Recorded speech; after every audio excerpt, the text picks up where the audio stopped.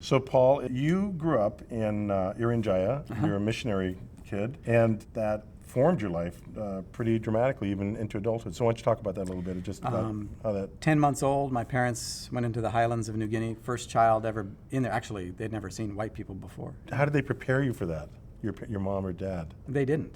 My parents were so busy doing the work of God Right. that I was raised by the Donnie people. And the Donnie people are the natives? Yeah, yeah. Okay. So they were really my family growing up. Right. So, Do you have other siblings that were born during that time? Yes. Okay. Sister and two brothers were all born there Okay. while we were there. Okay. We came back before I was 10 years old, back to Canada. And a lot of my great sadness comes from the childhood experiences, not just the issues with my parents, but also sexual abuse that began in the tribe, and then went to boarding school, Christian missionary boarding school, and sexual abuse continued there. Interesting. So all of that, and then coming back, my father was an itinerant minister, and I ended up going to 13 schools before I graduated high school. Because you were moving all the time? time? Oh, yeah, moving a lot. But in spite of all that, you ended up going to Bible school. Well, it was, for me, what you do with damage, and this is the metaphor of the shack, right? It's the house of the heart, the soul. All right. And when it's just a busted up shack, right. We do different things. Some people, try to take the pain and drug it to death or sex it to death or something. And right. some people try to run away into ministry or business or busyness of some sort. And some of us, like me, a firstborn performer. You build a facade outside the shack that's a 1/4 inch thick, but you can paint it when you pick up people's expectations. And so that's how you survive. So I have a facade that I'm trying to please God and I'm trying to please people, and Bible school was part of that, pleasing of people, because you're a missionary kid and a preacher's kid. Right. There's some pressure, expectation pressure. Okay, so these are the kinds of things that informed you. This was your life, and then you just in the last several years, when did the shack get published? Well, see, I've when did you start I've the always process? been a writer, right? Right. And but only as gifts, whether it's poetry or songs, you give gifts to people you care about, for celebrations of a birth of a child or whatever. And so I'd always been a writer. And Kim, my wife, she had been asking me to, as she put it, would you please put in one place how you think, because it's outside the box. That's how. And for your children? Yeah, right? for my kids. Yeah. I have 6 children. My youngest is 16 and my oldest is 28. Yeah. And so in 2005, I finally felt at a place of wholeness, healing through all the damage of my history. The weekend Mackenzie spends in the shack represents an 11-year period for me. And that ended at the end of 2004. And I'm ready now to write this story for my kids. So in 2005, that was my whole goal. Write this, get it done by Christmas. And I got it done, but we didn't have any money to print it until after Christmas. So the first and only intended run of the shack was 15 copies at Office Depot in Gresham, Oregon. Yeah. Do people still have those copies? Some do. Yeah, I know. those are keepsakes. Yeah. So when you talk about this great sadness and the shack representing this, take us back to that. What that meant in your life? What was going on that caused all that for you? Well, you go back and the house of the soul is a house on the inside that every one of us has. Absolutely. The soul or the heart. Absolutely. And people help us build that house. Yeah. And some of us, we got good help. We got respect and affirmation and encouragement, but a lot of us didn't. I would expect most didn't. And people do the best they know how, but they're coming with their own shacks, right? Right. And so, my dad helped me build the house and did a lot of damage. And what kind of damage?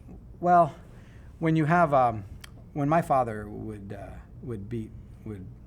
discipline me, and he was the righteous man, so he was the only one allowed to be angry, right? And my response was to try to fend him off by yelling, that I'll be good, right? Okay. And all it communicated to me was what I already thought I knew, which was what a shameful person I was. And so, it took me 50 years to wipe the face of my father off the face of God, because we tend to project and create a God in the image of what we know.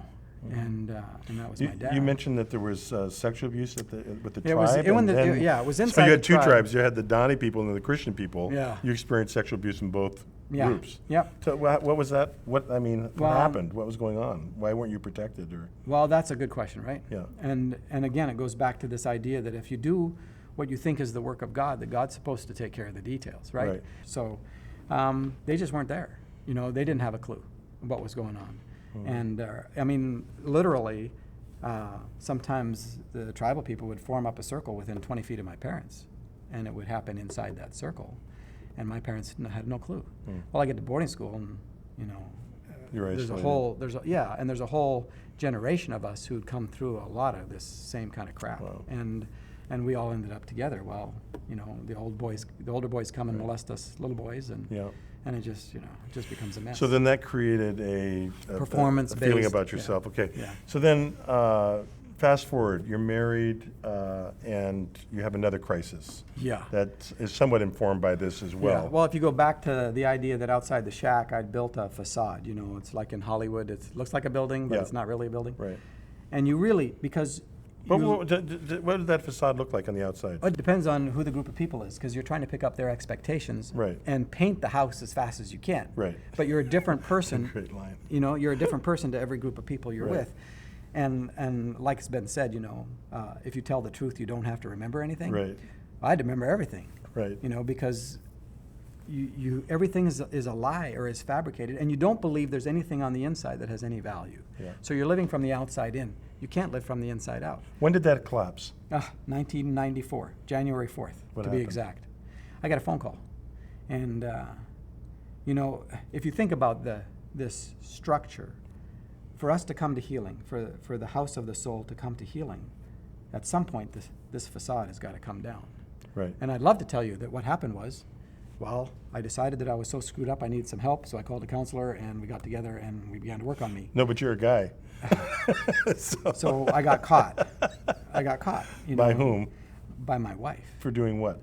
1994, I get a phone call. She just says, I'm at your office and I'm waiting.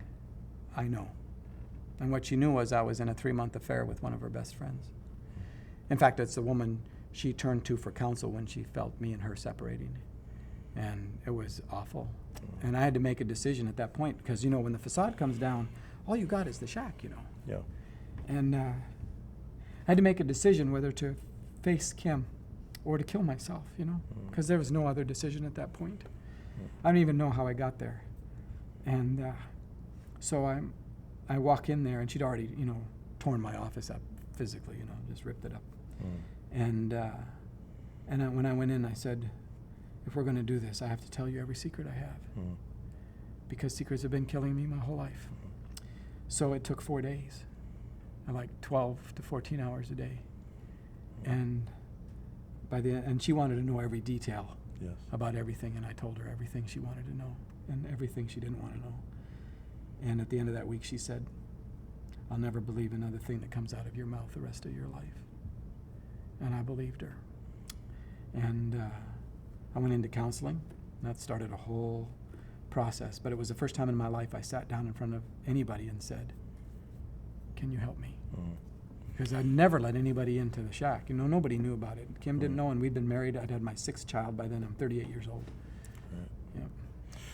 And all of this finds its expression, and I might add beautifully in your writing, and through these themes about the power of secrecy and lies, the desire to be authentic.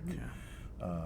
There's this authenticity thing. You seem passionately committed to trying to be, and I think you it's know, inside every human being, is the desire to be authentic. I think it's a drive for us. We want our lives to be integrated. We want to be the same person when we're with our kids as when we're alone in a hotel room. Yeah. You know, and that is, and I think the book has tapped into that desire for authenticity. And it comes relationally. It doesn't come from obeying a set of rules and a list of principles and everything else. It comes because of relationship. Religion will not heal us. And I can pray and fast and do all this stuff to try to please God. It won't touch the damage of the shack. It had to come to a place where I was willing to go back into all my mess and find that God was in the middle of that, not in some distant, disappointed, disapproving heaven where it was really up to me to prove how worthwhile I was to him too. I had to find him in the middle of my crap.